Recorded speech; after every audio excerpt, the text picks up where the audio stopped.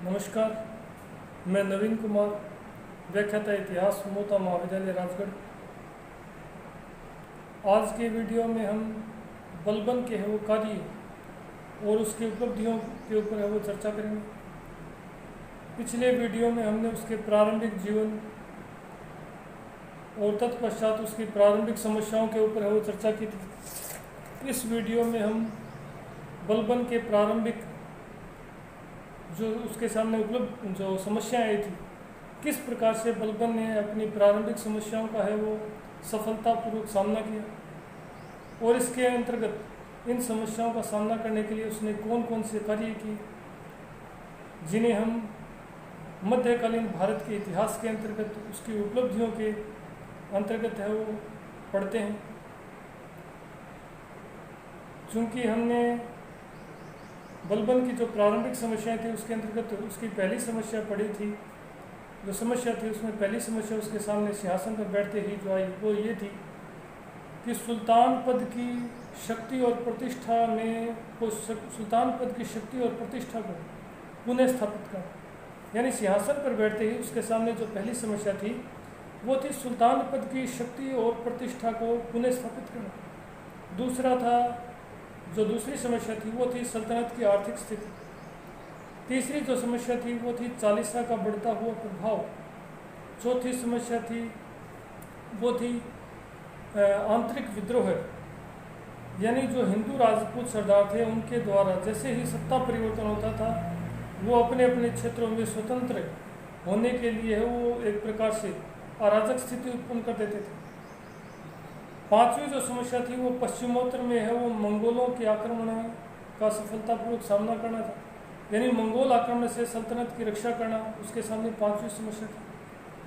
छठी जो समस्या थी वो थी कि जो चालीसा के जो प्रभावशाली तुर्की अमीर थे उन्होंने एक प्रकार से अपना नियंत्रण स्थापित करने के चक्कर में इल्तुतमिश द्वारा जो प्रशासनिक व्यवस्था स्थापित की गई थी उस प्रशासनिक व्यवस्था को पूर्ण रूप से अस्त व्यस्त कर दिया था। पांचवी समस्या थी उसके सामने कि चारगान के सदस्यों या चारगान द्वारा छिन्न भिन्न की गई प्रशासनिक व्यवस्था को पुनः स्थापित करके दिल्ली सल्तनत में शांति और व्यवस्था स्थापित करना। ये उसके सामने प्रमुख समस्याएं थी। सबसे पहले जब बलबन है वो सिंहासन पर बैठा, सबसे पहले उसने जो सबसे बड़ी बाधा माना वो था चालीसा। यानी बलबन ने सिंहासन पर बैठते ही अपने सम्मुख जो सबसे बड़ी बाधा माना था वो माना था चालीसा, यानी तुर्कानी चहलगानी। तो हम उसकी उपलब्धियों या कार्यों के अंतर्गत हम उसका पहला जो बिंदु है वो यही बनाएंगे, चालीसा का दमन या चालीसा को नष्ट करना।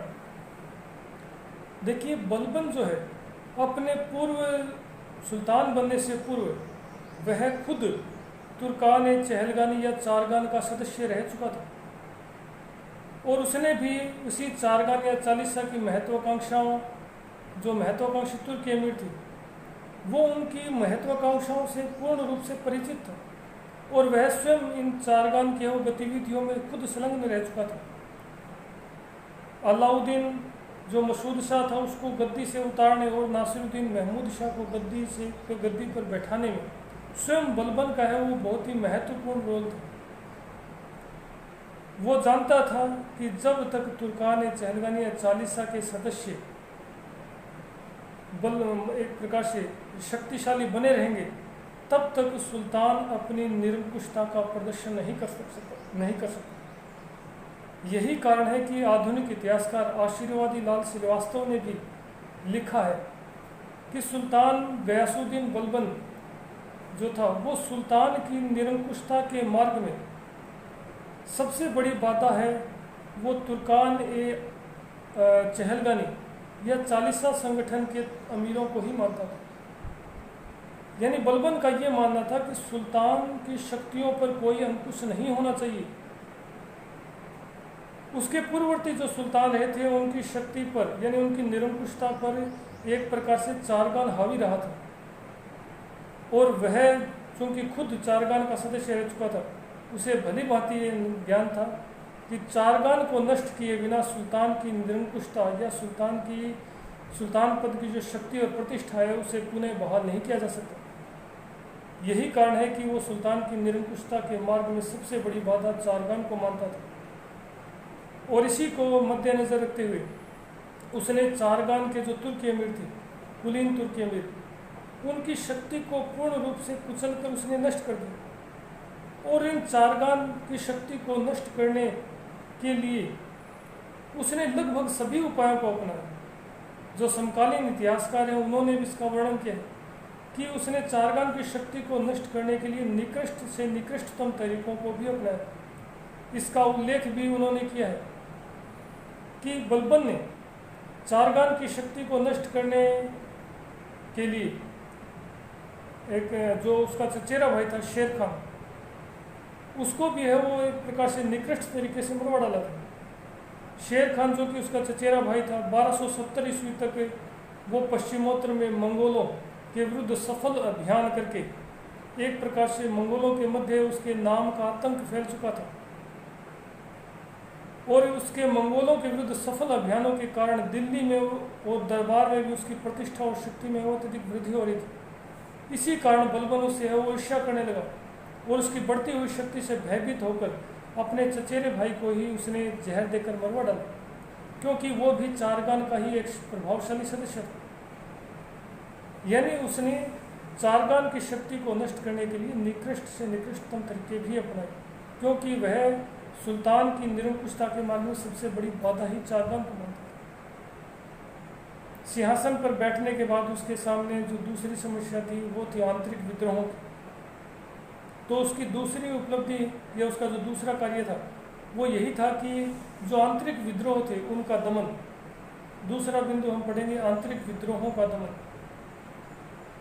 देखिए, बलबन जब सिंहासन पर बैठा तो उसके सामने चारगान के साथ साथ यानी तुर्कान चहलगानी के जो तुर्की अमीर थे उनके साथ साथ जो हिंदू राजपूत सरदार थे, इसके अलावा जो दिल्ली के आसपास जो मेवातियों द्वारा उपद्रव करवाए जा रहे थे वो भी उसके सामने एक प्रकार से सबसे बड़ी समस्या थी। सिंहासन पर बैठते ही उसने चारगान की शक्ति को कुचलने के साथ साथ अपनी आंतरिक स्थिति को मजबूत करने का प्रयास किया। सुल्तान गयासुद्दीन बलबन को अपने आंतरिक प्रशासन के अंतर्गत आंतरिक विद्रोहों का जो सामना करना पड़ रहा था उसका वर्णन है वो जियाउद्दीन बर्नी ने अपने ग्रंथ तारीख-ए-फिरोजशाही में किया है। जियाउद्दीन बर्नी ने है वो आंतरिक विद्रोह के जो 4 प्रमुख केंद्र है वो अपने ग्रंथ में बताए हैं, जिनमें पहला था मेवात, दूसरा था अवध और तीसरा था दोआब वाला क्षेत्र और चौथा था कटेहर जो वर्तमान में बंदायूं के नाम से जाना जाता है। जियाउद्दीन बर्नी के अनुसार जब वो सिंहासन पर बैठा उस समय ये 4 जो क्षेत्र हैं वो आंतरिक विद्रोहों के केंद्र बन चुके थे।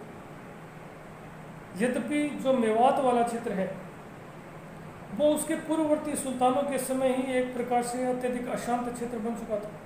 दिल्ली के आसपास का जो क्षेत्र है जिसे हम वर्तमान में दिल्ली एनसीआर के नाम से जानते हैं, अलवर, हरियाणा का मेवात वाला क्षेत्र, भरतपुर, अलवर, भिवाड़ी और हरियाणा का जो मेवात वाला क्षेत्र है जो वर्तमान में मेवात के नाम से जाना जाता है। दिल्ली के आसपास का जो क्षेत्र था वो एक प्रकार से जो है वो मेवातियों की लूटमार के कारण पूर्ण रूप से असुरक्षित हो गया था।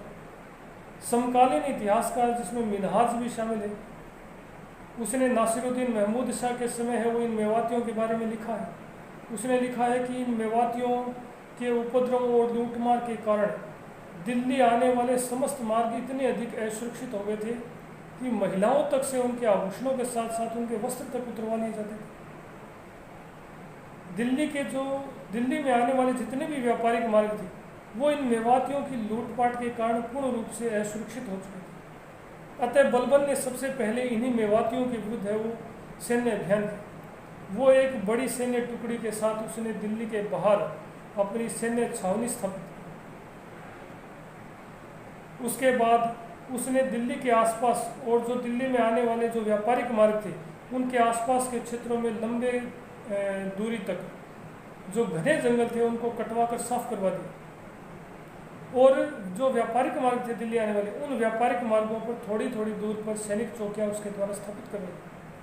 लेकिन इसके बावजूद भी जब मेवाती जो लुटेरे थे उनके द्वारा लूटपाट जारी रही, तो बलबन ने ये जो मेवातियों की बस्तियां थी इनको जलवा कर नष्ट कर दिया तथा 11 वर्ष से अधिक उम्र के, इनका जो लेख है वो समकालीन इतिहासकारों ने किया है कि 11 वर्ष से ऊपर के जितने भी मेवाती वयस्क पुरुष थे उन्हें है वो मार डाला गया। इस प्रकार बलबन है वो एक प्रकार का कठोर नीति अपनाकर इन मेवातियों का दमन करने में सफल है। इसी प्रकार अवध, आधुनिक जो लखनऊ बनारस वाला जो क्षेत्र है, दोआब यानी गंगा और यमुना नदियों के मध्य वाला जो क्षेत्र है, अत्यधिक उपजाऊ क्षेत्र था और इन क्षेत्रों में जो हिंदू राजपूत सरदार थे उनके द्वारा सत्ता परिवर्तन के साथ ही वो इन उपजाऊ क्षेत्रों पर अपना नियंत्रण स्थापित करने के लिए वो प्रयास किया जाता था। बलबन भी जब सिंहासन पर बैठा तो इन राजपूत जो हिंदू शासक थे उनके द्वारा पुनः इन उपजाऊ क्षेत्रों को अपने नियंत्रण में लेने का प्रयास किया गया। कुछ जो असंतुष्ट तुर्की अमीर थे वो भी इनकी गतिविधियों को वो एक प्रकार से उकसा रहे थे। बलबन ने इनके विरुद्ध सैन्य अभियान करके इन क्षेत्रों में भी है वो शांति स्थापित करने का प्रयास किया। बलबन का जो तीसरा प्रमुख कार्य था यानी तुर्की अमीरों का दमन चालीसा का दमन करने के बाद उसने आंतरिक विद्रोह का दमन किया। तत्पश्चात उसने केंद्रीय प्रशासन को सुदृढ़ बनाने का प्रयास किया। बलबन ने केंद्रीय प्रशासन को सुदृढ़ बनाने के लिए केंद्रीय प्रशासन से संबंधित जितने भी विभाग थे या केंद्रीय प्रशासन पर अपना पूर्ण नियंत्रण स्थापित करने का प्रयास किया। बलबन ने केंद्रीय प्रशासन के ऊपर अपना पूर्ण नियंत्रण स्थापित करने के लिए जितने भी प्रशासनिक विभाग थे, प्रशासन से संबंधित जितने भी कार्य थे, उन प्रशासनिक कार्यों का अलग अलग विभागों में विभाजन कर दिया। उसने भ्रष्टाचार को समाप्त करने के लिए सैन्य विभाग को प्रशासन से अलग थल कर दिया। उसने प्रशासनिक कार्यों को अलग अलग विभागों में बांटकर प्रत्येक विभाग में है वो गुप्तचरों की नियुक्ति कर दी। उसने भ्रष्टाचार को समाप्त करने के लिए सैन्य पदों को है वो प्रशासन से पृथक कर दिया। उसने प्रांतीय सूबेदारों के स्थानांतरण की नीति अपनाई। यद्यपि उसने केंद्रीय प्रशासन की भांति प्रांतीय प्रशासन पर भी अपना नियंत्रण स्थापित करने का प्रयास किया, परंतु वह केंद्रीय प्रशासन की भांति प्रांतीय प्रशासन पर अपना पूर्ण नियंत्रण स्थापित नहीं कर पाया। बलबन की जो चौथी उपलब्धि मानी जाती है, यानी बलबन की हम 3 उपलब्धियों के ऊपर चर्चा कर चुके हैं। पहला ध्यान रखिएगा चालीसा का दमन, दूसरा है आंतरिक विद्रोहों का दमन, तीसरा है केंद्रीय प्रशासन को सुदृढ़ करना या केंद्रीय प्रशासन पर अपना नियंत्रण स्थापित करना। बलबन का जो चौथा प्रमुख कार्य है, जो उपलब्धि मानी जाती है, वो है सेना का पुनर्गठन। देखिए, प्रशासन पर नियंत्रण या दिल्ली सल्तनत पर नियंत्रण तभी संभव था जब सेना पर, चूंकि राजतंत्रात्मक शासन व्यवस्था था, जब सेना पर सुल्तान का पूर्ण नियंत्रण हो।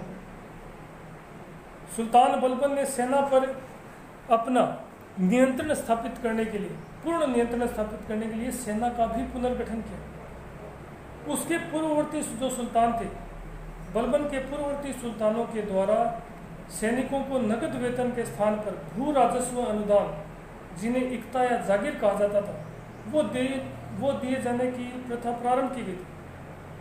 परंतु बलबन ने सिंहासन पर बैठते ही जो सैन्य संगठन वो पुनर्गठित करने का प्रयास किया। इसका सबसे बड़ा कारण था कि ये जो सैनिक जिन्हें इक्ता यानी भू राजस्व अनुदान प्रदान किए जाते थे, वो सैनिक कार्यों की अपेक्षा अपनी जागीरों में ही व्यस्त रहने लग गए थे। परिणाम स्वरूप जो एक प्रकार से जो सैन्य शक्ति है वो दुर्बल सिद्ध हो रही थी। अतः बलबन ने सबसे पहले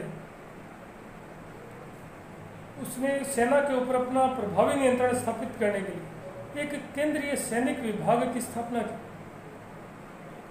और इस केंद्रीय सैनिक विभाग को दीवान-ए आरिज के नाम से जाना जाता था। दीवान-ए आरिज यानी केंद्रीय सैनिक विभाग का जो अध्यक्ष है वो आरिज-ए-मुमालिक कहलाता था और बलबन ने इस आरिज-ए-मुमालिक के पद पर अपने अत्यंत विश्वस्त इमाद-उल-मुल्क को नियुक्त किया। इमाद-उल-मुल्क जो है वो दिल्ली सल्तनत का पहला आरिज ए ममालिक यानी केंद्रीय रक्षा मंत्री था। इसके अलावा बलबन ने ये जो सेना का पुनर्गठन किया था, इस सैन्य पुनर्गठन के अंतर्गत बलबन ने सैनिकों का है वो रिकॉर्ड रखने और सैनिकों के प्रशिक्षण की भी व्यवस्था की। इस प्रकार के जो सुधार है वो सैन्य व्यवस्था में करके बलबन सेना पर अपना नियंत्रण स्थापित करने में सफल रहा। बलबन की जो 5वीं उपलब्धि या कार्य माना जाता है वो माना जाता है उसके आर्थिक सुधारों। बलबन के आर्थिक सुधार उसकी एक 5वीं प्रमुख उपलब्धि या कार्य माना जाता है। देखिए, बलबन ने अब जो दिल्ली सल्तनत थी या जो दिल्ली का जो राज्य था उसकी राजकीय आय में वृद्धि करने के लिए दोआब वाला जो क्षेत्र था जो कि अत्यधिक उपजाऊ माना जाता था, इस दोआब वाले क्षेत्र में उसके पूर्ववर्ती सुल्तानों के द्वारा जो भू राजस्व अनुदान यानी जो इक्ता जो तुर्की अमीरों को प्रदान किए गए थे उनकी जांच करवाई और जांच के पश्चात उसने इन इक्ताओं को पुनर्ग्रहित करने का प्रयास किया। यानी ये दोआब वाले क्षेत्र में जो इक्ता या जो जागीरें तुर्की अमीरों को प्रदान की गई थी, उन इक्ताओं या जागीरों को बलबन के द्वारा मुआवजा या पेंशन देकर केंद्रीय सल्तनत के अधीन है वो पुनर्ग्रहित कर दिया गया, यानी उन पर पुनः केंद्रीय नियंत्रण है वो स्थापित कर दिया गया। इस प्रकार बलबन है वो राज्य की आय बढ़ाने के साथ साथ राज्य की आय बढ़ाने में सफल रहा। साथ ही साथ उसने भू राजस्व व्यवस्था में जो तत्कालीन भू राजस्व व्यवस्था थी उसके में भ्रष्टाचार को समाप्त करने के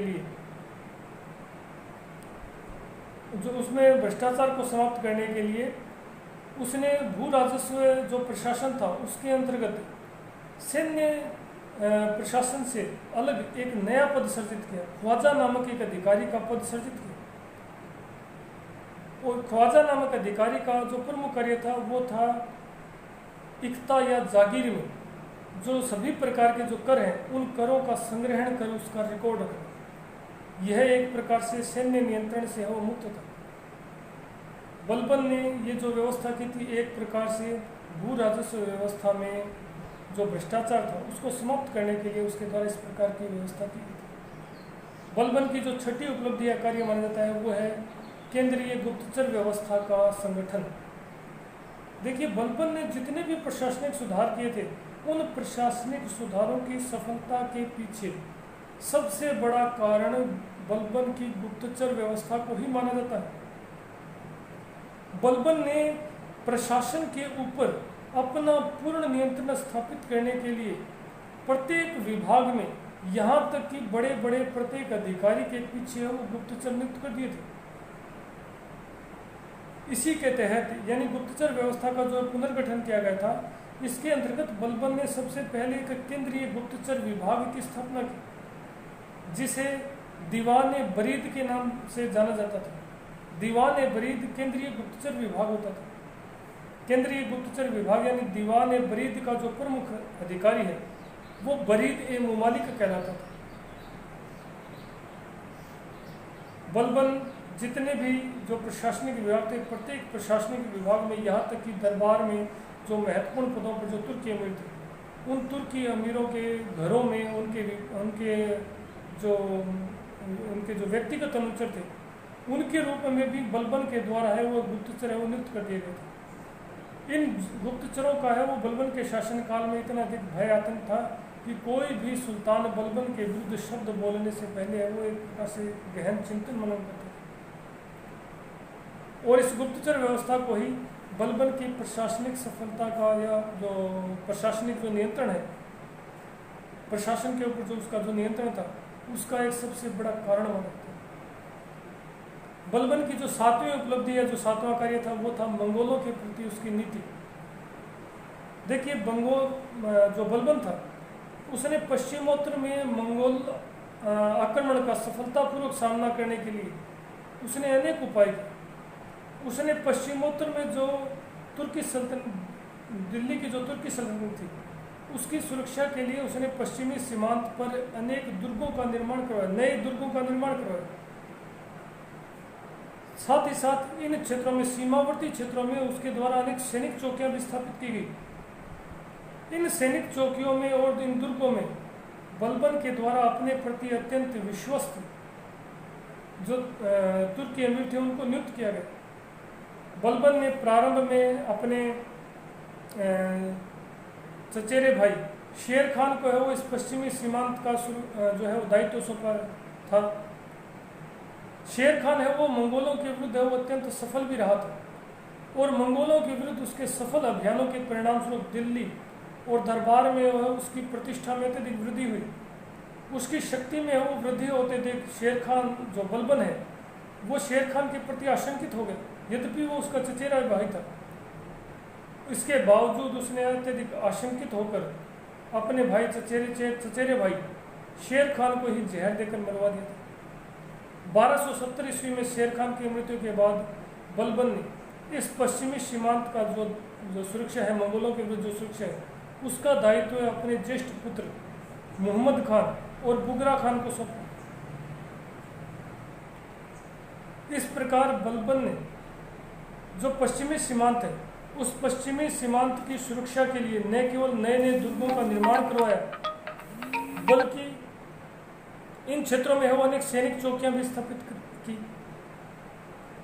साथ ही साथ उसने राजधानी दिल्ली जो थी, राजधानी दिल्ली में 30,000 घुड़सवारों की एक नियमित स्थायी सेना पश्चिमोत्तर में मंगोल आक्रमण के विरुद्ध किसी भी आपात स्थिति से निपटने के लिए हमेशा तैयार की जाती थी।